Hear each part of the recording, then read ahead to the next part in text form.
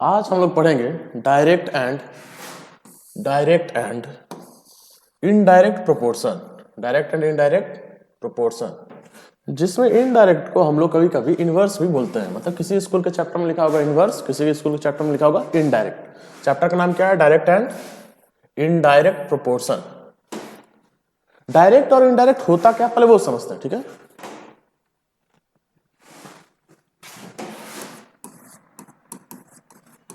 Direct मतलब होता है, सिंपल समझेंगे, डायरेक्ट प्रोपोर्शन मतलब कि एक क्वांटिटी दूसरे क्वांटिटी पर कुछ इस तरह से डिपेंड है कि एक का वैल्यू बढ़ाते हैं तो दूसरा का वैल्यू बढ़ना चाहिए।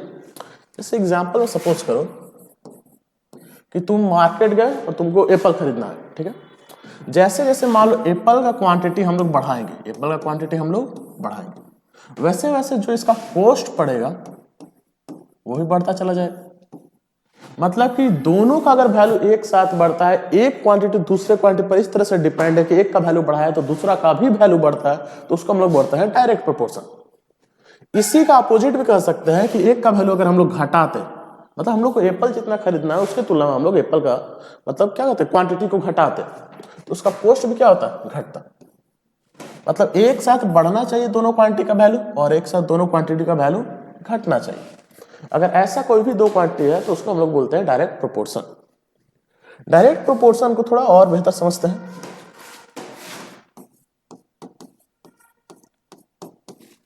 सपोज करो एक क्वांटिटी है x, वो दूसरे y पर डिपेंड है। मतलब x का वैल्यू बढ़ाते हैं तो y का वैल्यू बढ़ता है। तो सिंपल समझो कि सपोज करो कि 1 लीटर में कोई 10 किलोमीटर चलता है, तो 2 लीटर में 20 किलोमीटर चलता है। मतलब कि पेट्रोल का क्वांटिटी बढ़ा रहे हैं तो डिस्टेंस भी बढ़ रहा है। ये भी आप कह सकते हैं डायरेक्ट है क्योंकि दोनों एक साथ बढ़ रहा है। अगर यहां पर देखो लीटर कितना बढ़ा 1, डिस्टेंस कितना बढ़ा 10, तो हम क्या x बराबर y लिख सकते हैं? हम जानते हैं कि x बढ़ेगा तो y भी बढ़ेगा, ये फिक्स है। लेकिन x कितना बढ़ेगा और y कितना बढ़ेगा ये फिक्स नहीं है। मतलब दोनों बराबर नहीं बढ़ते हैं, दोनों एक रेशियो में बढ़ते हैं। कि जैसे कि लीटर अगर 1 बढ़ेगा तो डिस्टेंस 10 बढ़ेगा, अगर लीटर फिर 1 बढ़ता तो डिस्टेंस फिर 10 बढ़ता, 1 नहीं बढ़ता। बढ़ेगा दोनों एक साथ ये जरूर है, लेकिन एक दूसरे का 10 टाइम्स बढ़ रहा है। उसी जगह पे हम x बराबर y नहीं लिख सकते हैं, तो x बराबर क्या लिखेंगे? हमको कुछ लिखना होगा, हमको शो करना कि दोनों डायरेक्टली प्रोपोर्शन है। तो वहां पे हम लोग यूज करते हैं प्रोपोर्शन का साइन, इस तरह का साइन। अब हम लोग इक्वेशन में प्रोपोर्शन को सॉल्व करना कभी सीखे हैं? नहीं सीखे हैं। उस जगह हम लोग क्या करते हैं, प्रोपोर्शन की जगह हम लोग साइन देते हैं इक्वल का। लेकिन क्या दोनों इक्वली बढ़ता है? नहीं, वो एक रेशियो में बढ़ता है। अगर रेशियो में बढ़ता है तो यहां पे अगर सपोज करो 3 लीटर में 30 किलोमीटर बढ़ता है, अगर हम 3 लीटर को किसी नंबर से मल्टीप्लाई कर दें जैसे कि 10 से, तो ये दोनों बराबर हो जाएगा वैल्यू में। या इस 10 की मल्टीप्लाई करने की जगह इसको 10 से डिवाइड कर दें तो फिर बराबर हो जाएगा। मतलब बराबर करने के लिए एक एक्स्ट्रा कोई फिक्स्ड नंबर हमको चाहिए वहां पे। जैसे यहां पर वैसे इसको 10 से डिवाइड कर दो, दोनों बराबर होगा, 2 2 हो जाएगा। उसी तरह से यहां पर हम लोग फिक्स वैल्यू नहीं मालूम होता तो वहां पर हम लोग यूज करते हैं के, जिस के को हम लोग बोलते हैं कांस्टेंट। के बराबर क्या होता है? कांस्टेंट। मतलब वो फिक्स वैल्यू, मतलब एक दूसरे पर वो डिपेंड है कि वो एक टाइम दूसरे टाइम से इतना टाइम से बढ़ेगा। अब यहां पर के का वैल्यू क्या हो जाएगा? y मल्टीप्लाई हो रहा है, इधर आएगा तो डिवाइड, तो के बराबर हम लोग लिख सकते हैं x बाई वाई। तो डायरेक्ट में ऑब्जेक्टिव एक क्वेश्चन हमेशा कुछ ना कुछ इस तरह से पूछेगा कि डायरेक्ट में कांस्टेंट बराबर क्या होता है। तो वहां पे याद क्या रखना, कांस्टेंट बराबर आपका रेशियो होता है x और y का। मतलब वो दो क्वांटिटी है, उन दोनों का रेशियो होगा। इसी से हम लोग कहते हैं अगर कोई भी क्वांटिटी डायरेक्ट है, कोई भी क्वांटिटी क्या है? डायरेक्ट। तो सिचुएशन मान लो एक बार एक का वैल्यू x1 दिया है, दूसरे का वैल्यू y1 दिया है, एक का वैल्यू x2 दिया है, दूसरे का वैल्यू y2 दिया है। तो उस केस में हम लोग क्या जानते हैं कि कांस्टेंट बराबर रेशियो होता है, तो इनका रेशियो बराबर हो जाएगा। मतलब x1 और y1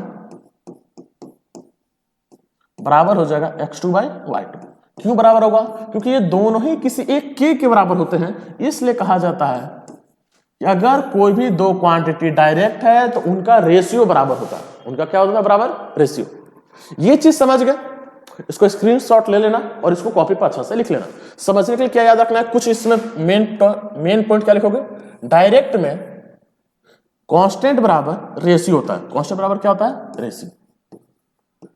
दूसरा चीज, अगर वो डायरेक्ट है तो उसको कुछ इस तरह से हम लिख सकते हैं x1 बाई y1 बराबर होगा x2 बाई y2। अब इसका क्या यूज है हम लोग क्वेश्चन में समझेंगे, क्वेश्चन में कैसे सॉल्व करेंगे वो वहां पर हम लोग देखेंगे। कुछ आगे देख लेते हैं। यही चीज थ्योरी के फॉर्म में लिखा हुआ है। अगर कोई दो डायरेक्ट प्रोपोर्शन लिखा हुआ है, x और y दो क्वांटिटी डायरेक्ट प्रोपोर्शन है, तो उसका मतलब क्या है कि अगर x का वैल्यू बढ़ेगा तो y का वैल्यू बढ़ेगा, अगर x का वैल्यू घटेगा तो y का वैल्यू घटेगा, मतलब इंक्रीज टुगेदर और डिक्रीज टुगेदर। और उन दोनों का रेशियो कांस्टेंट होता है, मतलब याद क्या रखना, कांस्टेंट रेशियो होता है। कांस्टेंट बराबर क्या होता है? रेशियो। मतलब डायरेक्ट में कांस्टेंट बराबर रेशियो होता है, जब हम लोग पढ़ेंगे इनडायरेक्ट या इनवर्स वहां पे प्रोडक्ट हो जाए, कैसे वो वहां पे समझेंगे। वही चीज यहाँ पे लिखा है x directly proportional to y, x by y बराबर कांस्टेंट, जो हम आपको बताए थे इससे पहले। के क्या है आपका? कांस्टेंट है। वर्किंग फार्मूला क्या हो जाएगा, जो फिर से बताए थे, x1 बाई y1 बराबर हो जाएगा x2 बाई y2। मतलब कि ये थ्योरी में लिखा हुआ है, आप समझ सकते हैं, ठीक। इस पर कुछ क्वेश्चन बनाकर समझते हैं, क्योंकि ये इजी चैप्टर है। 8th क्लास का अगर कोई भी अगर नंबर वाला सिस्टम है जिसमें बहुत इजीली मार्क्स आता है तो वो ये चैप्टर है। इसमें क्या जाता है, सिंपल सा हमेशा दो बॉक्स इस तरह से बनाना है, हमेशा ऐसे बनाओगे। हर क्वेश्चन में दो क्वांटिटी 100% दिया होगा, तो मान लो पहला क्वांटिटी x दिया होगा और दूसरा y। अब वो क्वांटिटी क्या दिया होगा वो उसके जगह पे हम लोग लिखते हैं। तो x की जगह पे क्या लिखते हैं, इफ 5 पेंसिल, मतलब यहाँ पे पेंसिल का नंबर दिया है, पेंसिल का क्या दिया है? नंबर। तो यहाँ पे लिखेंगे x को मान लेते हैं नंबर ऑफ पेंसिल, और दूसरा क्या दिया है? उसका कॉस्ट। तो यहाँ पे हम लोग मान लेते हैं कॉस्ट। ये इजी है लिखना। अगर ये आपको लिखने आ जा रहा है तो आप 100% क्वेश्चन सॉल्व कर लोगे, 100%, कोई दिक्कत नहीं होगा। नंबर ऑफ पेंसिल कितना है पहला सिचुएशन में? तो पहला सिचुएशन में पेंसिल है 5 और उसका दाम कितना है? 20। हमेशा ऐसे लिखोगे, उसका नंबर तो ऊपर में सिर्फ नंबर लिखेंगे, अगर उसका कॉस्ट नीचे लिख रहे हैं तो सिर्फ कॉस्ट ही नीचे लिखेंगे। मतलब ऊपर वाला क्वांटिटी सेम, जैसे ये नंबर नंबर नंबर नंबर लिखते चले जाएंगे, अगर इसमें कॉस्ट है तो इसमें कॉस्ट कॉस्ट कॉस्ट लिखते चले जाएंगे। नेक्स्ट क्या कह रहा है कि अगर उसका कॉस्ट 12 पेंसिल का कॉस्ट क्या होगा, what is the cost of 12, मतलब नंबर ऑफ पेंसिल यहाँ पे, और हमको कॉस्ट नहीं मालूम तो उसको क्या लिख लेंगे? 1। सिंपल समझना क्या है क्वेश्चन बनाने के इसके बाद कि ये डायरेक्ट है कि इनवर्स है। तो सिंपल समझो कि नंबर ऑफ पेंसिल बढ़ाएंगे तो उसका कॉस्ट बढ़ेगा, नंबर ऑफ पेंसिल बढ़ाएंगे तो उसका कॉस्ट बढ़ेगा। तो सॉल्व मतलब क्या करेंगे, तो उसमें याद क्या रखना है कि x1 बाई y1 बराबर होगा x2 बाई y2, ये हम लोग जानते हैं। डायरेक्ट में ही ना होगा, x1 बाई x2 बराबर होगा y1 बाई y2। एक मिनट, x1 बाई y1 बराबर होगा x2 बाई y2। अब इसको सॉल्व करते हैं। तो x1 मतलब क्या है? ये, इससे पहले हम आपको समझाए थे ना। x1 मतलब क्या है? ये, और y1 मतलब ये। मतलब जो x1 के नीचे है वो y1 है और जो x2 के नीचे है वो y2 है। तो x1 है 5, y1 है 20, x2 है 12, y2 है y। y माने इसको, हमको y का वैल्यू निकालना है। तो यहां से हम लोग क्रॉस कर देंगे, y यहां पर चला जाएगा, 20 यहां पर चला जाएगा और 5 भी नीचे। तो y बराबर हम लोग लिखते हैं 12 इंटू 20 बाय में 5, 5 से कितना बार में 4, 12 4 जा 48 रुपीज।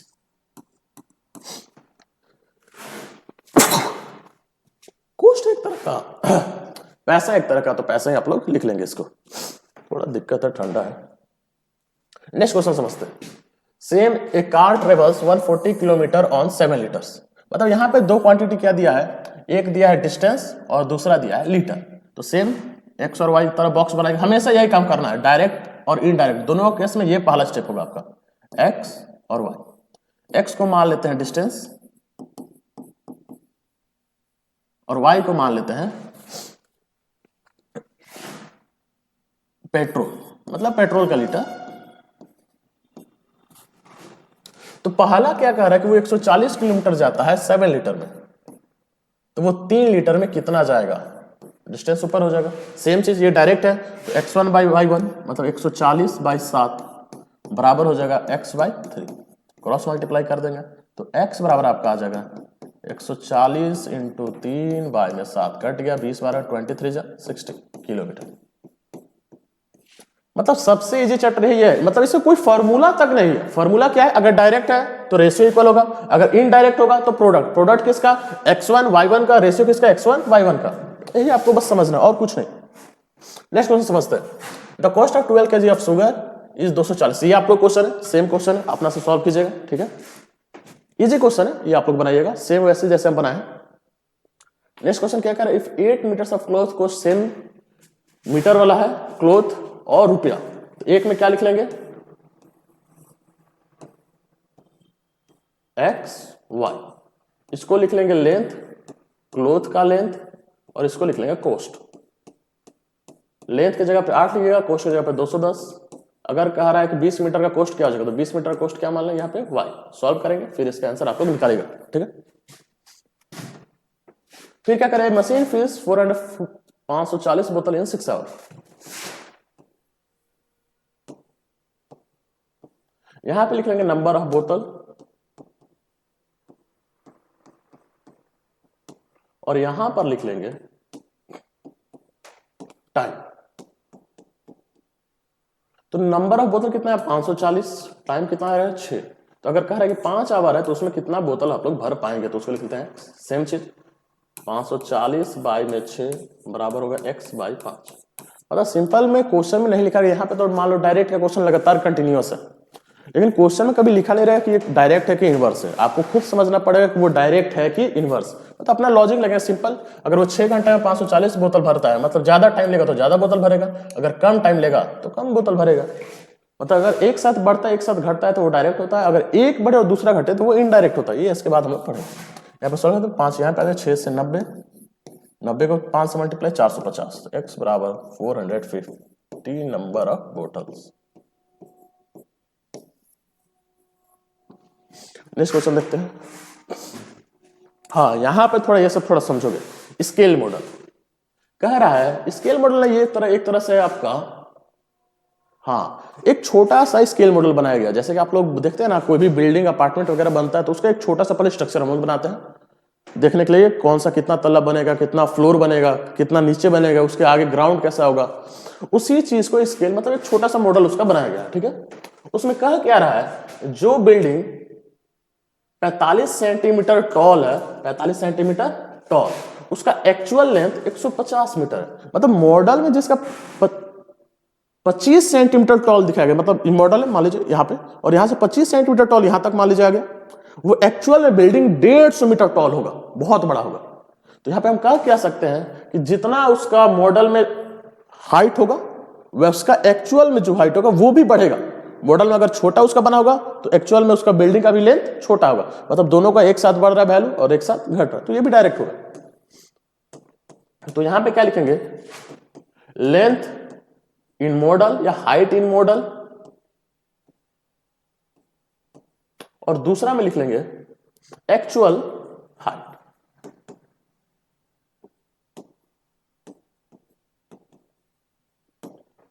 एक्चुअल हाइट लिख लेते हैं, ठीक है। पहला मॉडल में 25 है, 25 सेंटीमीटर है, तो एक्चुअल में कितना है 150 मीटर। फिर कह रहा है अगर 5 सेंटीमीटर मॉडल का दिया हुआ है, 5 सेंटीमीटर, तो उसका एक्चुअल में कितना होगा। सॉल्व करते हैं, इसमें क्या करना है, तो लिखेंगे ये डायरेक्ट है, अगर इसका वैल्यू बढ़ेगा तो इसका वैल्यू बढ़ेगा, इसका वैल्यू घटेगा तो इसका वैल्यू घटेगा। आप समझ सकते हैं 25, इसको y मान लेते हैं, y 25 से कट जाएगा 6 बार में, y यहाँ पे 6 यहाँ पे, तो y बराबर 6 5 30 मीटर। मतलब कि उस बालकनी का हाइट 30 मीटर हो जाएगा, ठीक है।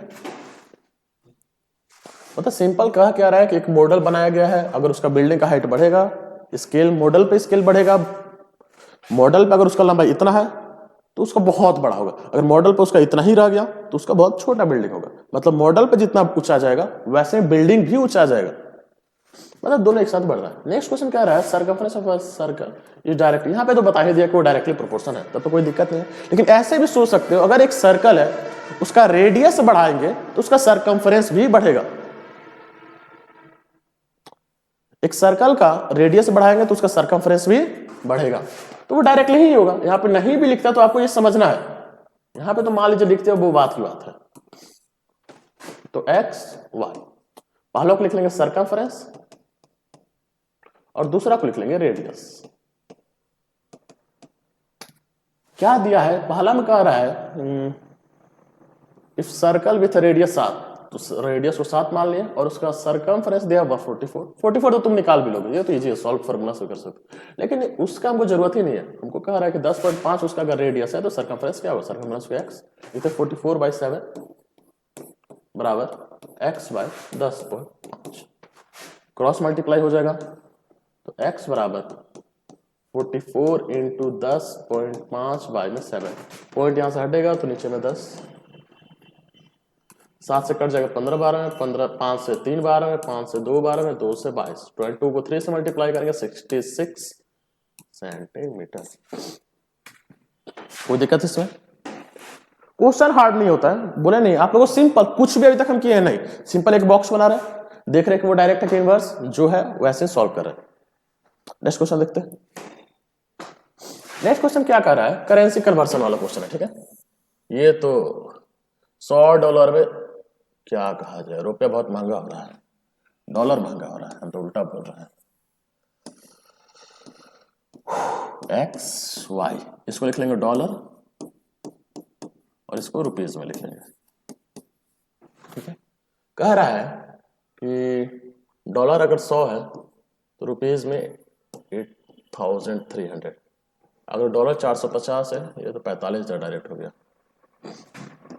सॉल्व करते हैं, 100 बाय में 8300 बराबर 450 बाय में वाई, मतलब जितना डॉलर होगा वैसे ही वो पैसा ही बढ़ेगा, 100 से कट जाएगा 83 टाइम्स, 83 से इसको मल्टीप्लाई कर देंगे, जो आएगा वो आपका आंसर, ठीक है। मल्टीप्लाई कर लीजिए। नेक्स्ट क्वेश्चन क्या कर रहा है, ये डेंसिटी और मासेस का, मतलब हर टाइप का आपको एक क्वेश्चन करा रहे हैं, सारा नहीं करा सकते, एक टाइप पे 10 क्वेश्चन नहीं करा सकते, तो सभी टाइप का एटलीस्ट एक क्वेश्चन आपको करा रहे हैं, ठीक है। क्वेश्चन क्या है, डेंसिटी और मास वाला। कहा क्या रहा है, अगर किसी कॉपर का वेट 5 सेंटीमीटर क्यूब है, कॉपर का वॉल्यूम है वो 5 सेंटीमीटर क्यूब, तो उसका वेट कितना हो जाएगा 44.5 ग्राम। अगर उसी का वॉल्यूम 12 सेंटीमीटर क्यूब होगा तो उसका वेट कितना होगा आपको बनाना। तो सिंपल सी बात है, वॉल्यूम बढ़ेगा तो वेट बढ़ेगा, दोनों बढ़ रहा है एक साथ तो दोनों डायरेक्ट है तो दोनों का रेशियो इक्वल है, मतलब x1 बाय y1 बराबर होगा x2 बाय y2। तो यहाँ पे लिख लेंगे x y, यहाँ पे लिख लेंगे आप लोग वॉल्यूम और यहाँ पे लिख लेंगे उसका वेट। कहा क्या रहा है, वॉल्यूम 5 है तो वेट 44.5 है, अगर वॉल्यूम 12 होगा तो उसका वेट कितना होगा, इसको y मान लेते हैं, तो लिखेंगे 5 बाय 44.5 बराबर 12 बाय 5, क्रॉस कर लेना, लिखेंगे y बराबर 5 जो ऊपर वो नीचे, जो नीचे वो ऊपर, y यहाँ पे आ जाएगा, 12 इंटू 44.5 बाय में 5, पॉइंट यहाँ से हट जाएगा तो नीचे में आ जाएगा 10, 5 से कट जाएगा 90 और 89 टाइम्स में, 12 को 89 से मल्टीप्लाई कीजिएगा और उसको 10 से डिवाइड कर दीजिएगा, वो डायरेक्ट आपका आंसर हो जाएगा। जब भी नीचे 10 है तो उसको कटाने की कोशिश मत करना सब, ठीक है ना, क्योंकि आगे चल के फिर अगर बाई चांस डेसिमल में आता है तो डेसिमल में कन्वर्ट करने में प्रॉब्लम होता है। अगर उसको मल्टीप्लाई करके डायरेक्ट 10 से 100 से 1000 से 1 लाख से आपको डिवाइड करने आता है, डेसिमल रखने बहुत ईजी होता है, तो उस केस में हमेशा कोशिश करो कि मल्टीप्लाई कर लो डायरेक्ट, उसके बाद उसको डेसिमल में कन्वर्ट करो। अगर वो 10 के फॉर्मेट है तब, और किसी का फॉर्मेट है तब मत करने लगो, ठीक है।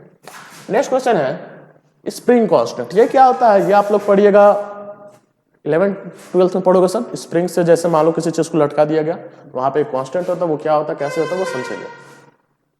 तो कह रहा है the extension of A spring is directly proportional, ये तो पहले ही बोल दिया, सिंपल सी बात है, ज्यादा वेट होगा तो स्प्रिंग ज्यादा फैलेगा। जैसे मान लो कि हम लोग स्प्रिंग देखो वेट करने वाला, ऐसे यहाँ पे कुछ वेट फंसा दिया जाता है, जैसे जैसे नापोगे तो स्प्रिंग नीचे जाएगा। उसी का अपोजिट हम कह सकते हैं कि अगर वेट कम होगा तो ज्यादा नीचे नहीं जाएगा, तो मतलब दोनों डायरेक्टली एक दूसरे के। क्वेश्चन में कह रहा है अगर 2 kg वेट है, वो जो स्प्रिंग का एक्सटेंशन क्रिएट करता है वो 0.4 सेंटीमीटर।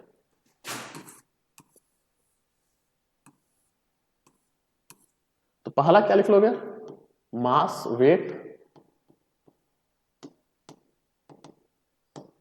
कर लीजिएगा, और दूसरा को लिख लीजिएगा जो एक्सटेंशन लेंथ।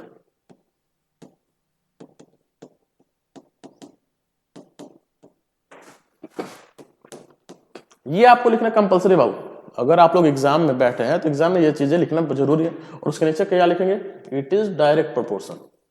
उसके बाद आप डायरेक्ट बनाएंगे, कोई दिक्कत नहीं है, टीचर भी आपके मार्क्स कुछ नहीं काटेंगे। बनाने का तरीका ये, ठीक है। वेट कह रहा है कि इसका वेट दिया हुआ है 2 kg, तो एक्सटेंशन हो रहा है 0.4 सेंटीमीटर। अगर इसका वेट अगर 1 सेंटीमीटर एक्सटेंशन है तो इसका वेट क्या होगा x, देखें क्या 2/0.4 बराबर होगा x/1। 1 का तो कोई फर्क ही नहीं है, तो पॉइंट हटेगा, ऊपर में 10 चला जाएगा, 2 से कट जाएगा 2 बार में, 2 से कट जाएगा 5 बार में, मतलब x वेट हो जाएगा 5 kg। थोड़ा इस पर ध्यान दीजिएगा, ठीक है। आज के लिए नहीं, मतलब डायरेक्ट के प्रोपोर्शन का इतना काफी है, ठीक है। आगे हम लोग पढ़ेंगे इनडायरेक्ट का, ठीक है। इनडायरेक्ट क्या होता है पहले उसे हम लोग समझ लेते हैं। इनडायरेक्ट को इनवर्स प्रोपोर्शन भी बोलते हैं, वहां पे थोड़ा ध्यान दीजिएगा, ठीक है। इनडायरेक्ट प्रोपोर्शन या इनवर्स प्रोपोर्शन दोनों सेम होता है। तो इसमें क्या होता है कि एक क्वांटिटी का अगर वैल्यू हम लोग बढ़ाते हैं तो दूसरे क्वांटिटी का वैल्यू घटता है। जैसे सिंपल समझो, मान लो आप जहां पर भी, वहां सब लोग स्कूल जाते होंगे, अगर स्कूल आप सिंपल स्पीड में जाएगा तो कुछ टाइम लगेगा, सिंपल स्पीड में जाएगा तो कुछ टाइम लगेगा। अगर आप अपना स्पीड बढ़ाएंगे तो टाइम घट जाएगा। स्पीड को अगर आप बढ़ाइएगा तो टाइम क्या हो जाएगा, घट जाएगा। अगर स्पीड को और ज्यादा बढ़ाएगा तो टाइम और घटेगा, मतलब और जल्दी पहुंचेगा तुम लोग स्कूल। तो यहां पर हम कह सकते हैं कि जो स्पीड और टाइम का रिलेशन होता है वो इनडायरेक्टली होता है। तो ऐसे तो नहीं लिखेंगे ना, प्रोपोर्शन का साइन ठीक है, लेकिन उसको लिखते कैसे हैं। अगर डायरेक्ट सामने लिखा हुआ है तो इसका मतलब होता है वो डायरेक्ट प्रोपोर्शन है, लेकिन वो 1/, में लिखा हुआ है कुछ इस तरह से, तो इसका मतलब होता है वो इनडायरेक्ट है। इसको ऐसे नहीं लिखे, ये डायरेक्ट प्रोपोर्शन का साइन है, मतलब एस और टी के बीच में डायरेक्ट प्रोपोर्शन है, और ये क्या है, इनडायरेक्ट। थोड़ा इस चीज पर ध्यान दीजिएगा, ठीक है। तो इनडायरेक्ट में क्या होगा, एक क्वांटिटी का अगर वैल्यू हम लोग बढ़ाते हैं तो दूसरे क्वांटिटी का वैल्यू घटना चाहिए। अगर एक का वैल्यू घटाते हैं तो दूसरे का बढ़ना चाहिए, मतलब अपोजिट होता है। डायरेक्ट में दोनों चीज सेम होता है, मतलब बढ़ेगा तो साथ में बढ़ेगा, घटेगा साथ में घटेगा। इनडायरेक्ट में एक बढ़ेगा तो दूसरा घटेगा। जैसे सपोज करो तुम्हारे घर में कुछ खाना है, अगर तुम अकेले खाते हो तो वो 2 दिन में खाना खाते हो। अगर तुम्हारे साथ एक और आदमी बढ़ जाएगा तो वही जो 2 दिन में खाना तुम खत्म किया वो एक ही दिन में खत्म हो जाएगा, बहुत जल्दी खत्म हो जाएगा। मतलब नंबर ऑफ मैन बढ़ रहा है तो नंबर ऑफ डे घट रहा है, तो वो भी इनडायरेक्ट है। तो पहले क्वेश्चन में कभी नहीं लिखा रहा है कि वो डायरेक्ट है कि इनडायरेक्ट है, तो वहां पर आप लोगों को ध्यान देना है कि वो क्या है, ठीक है। अपने से समझना है, खुद पर वो क्वेश्चन को प्रैक्टिकल कीजिएगा, अपने आप समझ में आएगा, ठीक है। अब इसको लिखते हैं, थोड़ा सॉल्व करते हैं, जो चीज डायरेक्ट के साथ लिखे थे। तो x is indirectly proportional to y। Proportional का साइन जब हटाते हैं तो आप लोगों को याद होगा एक k यूज करते हैं, तो x बराबर k/y। ये k क्या है, कांस्टेंट, y डिवाइड इधर जाएगा तो मल्टीप्लाई, तो k बराबर हो जाएगा x y। तो यहां पे याद क्या रखना है कि जो k कांस्टेंट है किसके बराबर होगा, उन दोनों के बीच में मल्टीप्लाई हो रहा है, मतलब प्रोडक्ट के बराबर। ऑब्जेक्टिव में जरूर एक क्वेश्चन कहीं ना कहीं से ये पूछेगा जरूर किसी ना किसी में, कि वो जो डायरेक्ट वाला कांस्टेंट है वो किसके बराबर होगा, तो वो रेशियो के बराबर होगा, और जो इनडायरेक्ट वाला कांस्टेंट है वो किसके बराबर होगा, प्रोडक्ट का। किसके बराबर होगा, प्रोडक्ट का। इसका भी इसी तरह से हम लोग बॉक्स बनाएंगे जैसे कि डायरेक्ट का बना रहे थे, लेकिन इसमें याद क्या रखना है कि प्रोडक्ट इक्वल होता है। क्या इक्वल होता है, प्रोडक्ट। ये पहला सिचुएशन का वैल्यू दिया है, ये दूसरा सिचुएशन का। प्रोडक्ट क्या होगा, तो x1 y1 बराबर होगा x2 y2 का। ये आपको याद होना चाहिए, ठीक है। x1 और y1 किसके बराबर होगा, x2, और इन दोनों के बीच में प्रोडक्ट हो रहा है, मल्टीप्लाई हो रहा है। क्या हो रहा है, मल्टीप्लाई। अगर आपको ये चीज याद है और ये करने आ रहा है तो डायरेक्ट और इनवर्स में एक क्वेश्चन आपको प्रॉब्लम नहीं होगा, सिंगल क्वेश्चन समझते हैं इसका। पहला क्वेश्चन क्या है, ये 15 workers can build a wall in 48 hour, मतलब 15 लोग 48 घंटे में एक वॉल को बिल्ड करते हैं। अब यहां पे 15 लोग है तो मतलब कि नंबर ऑफ मैन दिया है, क्या दिया है, नंबर ऑफ मैन,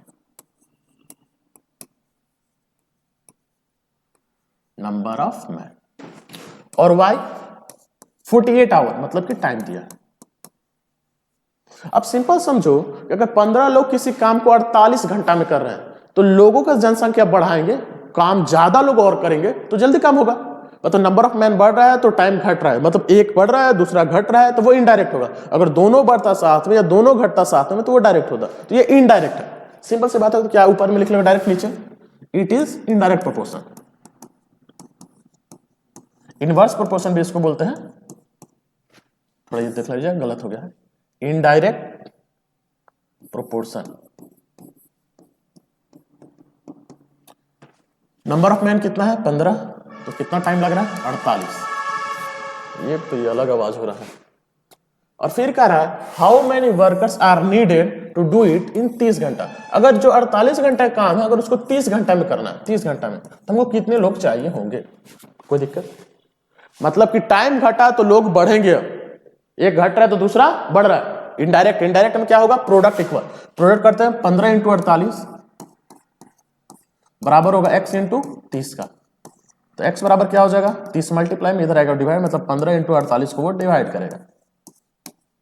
तो 15 से कट गया 2 बार में, 2 से 24, मतलब लोग कितने हो जाएंगे? 24। सिंपल समझिए, लोग कम तो टाइम ज्यादा, लोग ज्यादा तो टाइम कम। यही इनडायरेक्ट पहचान, मतलब एक बढ़े तो दूसरा घटे। हाँ, बॉक्स वाला काम सेम करना है सब में, ये फिक्स है। पहला चीज आपको यही करना है, x y। इसमें क्या क्या दिया है? 6 पाइप्स, नंबर ऑफ पाइप लिख लेते हैं।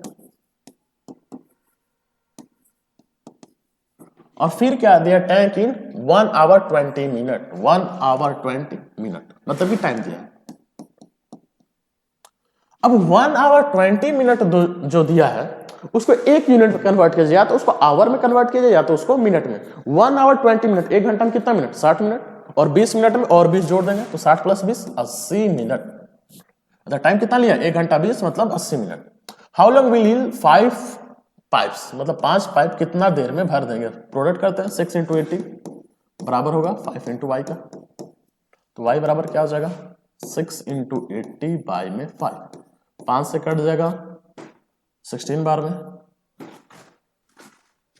तो y बराबर कितना हो जाएगा? 16 6 का 96 मिनट। अगर आवर में इसी चीज को लिखना है तो 1 आवर 36 मिनट। कोई दिक्कत? सिंपल सी बात है। बॉक्स डायरेक्ट में बनाएंगे, इनडायरेक्ट में भी। दूसरा चीज आपको समझना होगा, ये डायरेक्ट है कि इनडायरेक्ट। अगर इनडायरेक्ट है तो उन दोनों का प्रोडक्ट कर देंगे, मतलब इन दोनों के बीच में प्रोडक्ट कर देंगे। अगर यही डायरेक्ट होता है तो इन दोनों का रेशियो करते हैं, मतलब 6/80 बराबर हो जाता 5/y का। यही बेसिक बस आपको ध्यान देना है, ठीक है। नेक्स्ट क्वेश्चन क्या कर रहा है? थोड़ा ऊपर चला गया है, इसको छोड़ देते हैं। 100 student have food for 20 days। कह क्या रहा है? 100 लोगों के पास, 100 बच्चों के पास 20 दिन का खाना है। आई कह रहा है 25 मोर student join the student join, मतलब और 25 लोग उन 100 लोगों में जुड़ गए, मतलब टोटल 125 लोग हो गए। तो यहां पे पहला x क्या हो जाएगा? नंबर ऑफ स्टूडेंट, और y क्या हो जाएगा? डे। तो उनके पास खाने के लिए कितना दिन का खाना है? इनिशियली 100 लोग थे, उनके पास खाने का कितना दिन का खाना था? 20 दिन। अगर 25 और बढ़ गए, मतलब 100 थे पहले और 25 बढ़ गए तो 125 हो गए, ना कि सिर्फ 25 लिखिएगा। अब 125 लिखिएगा, देखिए मोर लिखा हुआ, 25 मोर स्टूडेंट ज्वाइन, वहां पर ध्यान दीजिएगा। अब उनके खाना कितना दिन रहेगा? Food provision last. अब यहां पे समझना क्या है कि सिंपल सी बात है कि ज्यादा लोग हैं तो खाना कम दिन चलेगा, अगर कम लोग होते तो खाना ज्यादा दिन चलता है। मतलब कि लोग घट रहे हैं तो दिन बढ़ रहा है, दिन बढ़ रहा है तो लोग घट रहे हैं। मतलब ये इनडायरेक्ट, एक बढ़ रहा है दूसरा घट रहा है। तो इसको सॉल्व करते हैं। यहाँ पे पहला चीज क्या लिखा है? It is indirect proportion. अगर इनडायरेक्ट प्रोपोर्शन है, दोनों का प्रोडक्ट 100 इंटू 20 बराबर होगा 125 इंटू वाई के। तो y बराबर क्या हो जाएगा? 100 इंटू 20 बाई में 125, मल्टीप्लाई में 125 आएगा तो डिवाइड। 25 से 4 बार है, 25 से 5 बार है, 5 से 4 बार है, 4 4 जा 16। मतलब अब उसके पास खाना कितने दिन का बचा है? 16 डे। मतलब 125 लोग खाएंगे तो वो खाना कितना दिन चलेगा? 16 दिन। सिंपल सी बात है, लोग बढ़े तो दिन क्या हो गया? घट गया। लोग घट रहे थे तो दिन क्या था? बढ़ रहा था। नेक्स्ट क्वेश्चन क्या कर रहा है? यही प्रॉब्लम हो रहा है ना, न्यू में बाबू स्टार्ट करने में थोड़ा दिक्कत हुआ है। कुछ क्वेश्चंस पीडीएफ और पीपीटी कन्वर्ट करने में दिक्कत हो जा रहा है। चलिए देखते हैं। अब ये वाला समझोगे, गियर मैकेनिक्स, मतलब वही कुछ क्या बोलते हैं, चक्का चलेगा, कितना रोटेशन करेगा, कुछ ऐसा ही क्वेश्चन रहेगा, ठीक है। अब यहां से हर टाइप का एक क्वेश्चन रहेगा, ठीक है। सारे टाइप का कौन कौन सा क्वेश्चन आपसे पूछ सकता है। पहला क्वेश्चन क्या है? Universally proportional. ये तो पहले ही बोल दिया, तो इसका हमको अब जरूरत ही नहीं है कि हमको सोचना भी है, सोचना ही नहीं है, डायरेक्ट हमको सॉल्व करना है। अगर क्वेश्चन में नहीं लिखा होता तो हमको सोचना पड़ेगा, ठीक है। एक्स वाई, पहला क्या लिखेंगे? Number of teeth, 20 teeth, number of teeth लिख लोगे। और रोटेशन स्पीड क्या है? 120 का। तो 20/120। दूसरा क्या कर रहा है, अगर 30 टीथ है तो उसका स्पीड क्या होगा, इसको y मान लेते हैं। दोनों कह रहा है कि इनवर्स लिया तो दोनों का प्रोडक्ट 20 × 120 बराबर होगा 30 × y का। तो y बराबर क्या हो जाएगा, 20 × 120 y में 30। 0 से 0 कैंसिल, 3 से 40 बार में, 40 को 2 से मल्टीप्लाई कर देंगे तो आ जाएगा 80 RPM, 80 हो जाएगा। ठीक है, कोई दिक्कत इसमें? हाँ, लेकिन हर बार क्वेश्चन में कहेगा नहीं, ठीक है ना। नेक्स्ट क्वेश्चन क्या कर रहा है, ए कैंप है जब food supply for 300 soldier for 40 days.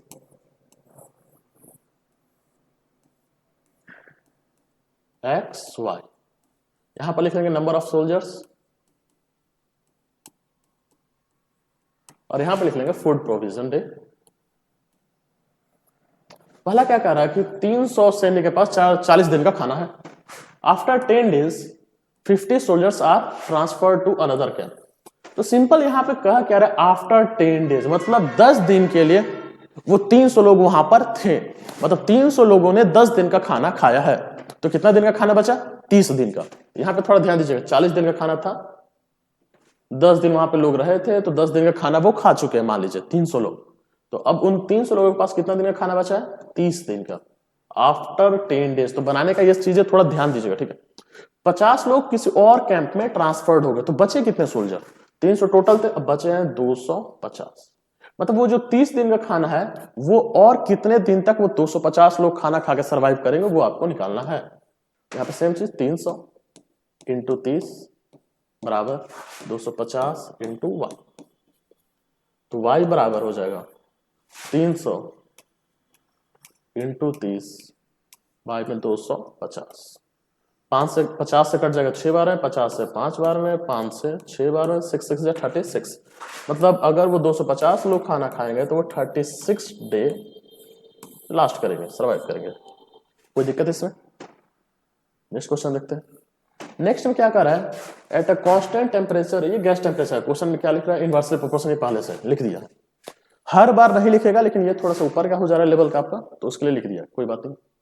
If a gas occupies 200 ml at a pressure 1 atm, but ATM का मतलब होता है एटमॉस्फेरिक प्रेशर, ठीक है ना। वो आगे पढ़िएगा आप लोग। यहां पे लिख लीजिएगा एक्स वाई, यहां पे लिख लीजिएगा उसका वॉल्यूम कितना ऑक्यूपाई कर रहा है 200 ml, और यहां पे लिख लीजिएगा टेम्परेचर या प्रेशर, ठीक है। तो वॉल्यूम कितना है 200 ml, कितना प्रेशर पर 1। अगर इसका वॉल्यूम बढ़ा दे, वॉल्यूम बढ़ा कि प्रेशर बढ़ा, प्रेशर बढ़ गया 2.5, तो अब उसका वॉल्यूम क्या होगा। सिंपल सी बात करो, अगर गैस है उस पर प्रेशर बढ़ाओगे तो उसका वॉल्यूम घटेगा। प्रेशर जितना ज्यादा बढ़ाओगे, जैसे कि मान लो कि एक बैलून है, बैलून नहीं है, बैलून भी है मान लो, किसी भी चीज में अगर उसका अगर प्रेशर सब तरफ से बढ़ाओगे तो गैस सिकुड़ता जाएगा, अंदर चलता जाएगा, मतलब उसका वॉल्यूम क्या हो रहा है, घट रहा है। प्रेशर बढ़ रहा है तो वॉल्यूम घट रहा है, तो मतलब इनवर्सली वो डायरेक्ट ऐसे भी समझ सकते हो। तो 200 × 1 बराबर होगा x × 2.5, 2.5 इधर चला जाएगा, तो 200 बाय में 2.5 बराबर में x। पॉइंट यहां से हटेगा तो 10, 25 ये कट जाएगा 8 बार है, मतलब उसका वॉल्यूम अब कितना हो जाएगा 80 ml। तो आप लोग पढ़े होंगे कि गैस का अगर हम लोग प्रेशर बढ़ाते हैं तो उसका वॉल्यूम को हम लोग अपने से चेंज कर सकते हैं, ठीक। नेक्स्ट क्वेश्चन क्या कर रहा है, team of 12 excavator can level a plot land in 15 days. मतलब कि 12 एक्सकेवेटर से वो 15 दिन में जमीन को, प्लॉट को बराबर कर दे रहे हैं, ठीक। तो ज्यादा लोग लगेंगे तो कम ही दिन में हो जाएगा, अगर ज्यादा दिन हमको लगाना है तो ज्यादा लोग नहीं चाहिए होंगे, कम लोग चाहिए होंगे, मतलब एक बढ़ेगा तो दूसरा घटेगा। ये भी inversely X Y, number of man, number of day, ठीक है। नंबर ऑफ मैन कितना कह रहे हैं 12, तो डे कितना लग रहा है 15। अगर वो 9 दिन, if the developers want to the work 9 days, 9 दिन में ही काम को खत्म करना है, तो कितना लोग लगेंगे 12 × 15 बराबर x × 9। हर टाइप का आप लोग को एक क्वेश्चन कराया जा रहा है कि आपको कोई दिक्कत नहीं होगा। हर टाइप का एक से ज्यादा भी क्वेश्चन नहीं करा सकते क्योंकि टाइम ज्यादा नहीं रहेगा इसमें, ठीक है। तो 5 बार में, 3 बार में, 3 से 4 बार, 4 5 जा 20, मतलब टोटल नंबर ऑफ मैन कितने चाहिए हमको 20 लोग, तब जाकर वो 9 दिन में काम खत्म होगा। ये लास्ट क्वेश्चन आज का, ठीक है। इसके बाद तो कह रहा है the wavelength of a sound wave is inversely proportional to its frequency. ये कुछ आप लोगों का जनरल नॉलेज के लिए अच्छी बात है कि कुछ ना स्टेटमेंट दिया हुआ है तो आप कुछ समझ पाएंगे एक लाइनर में।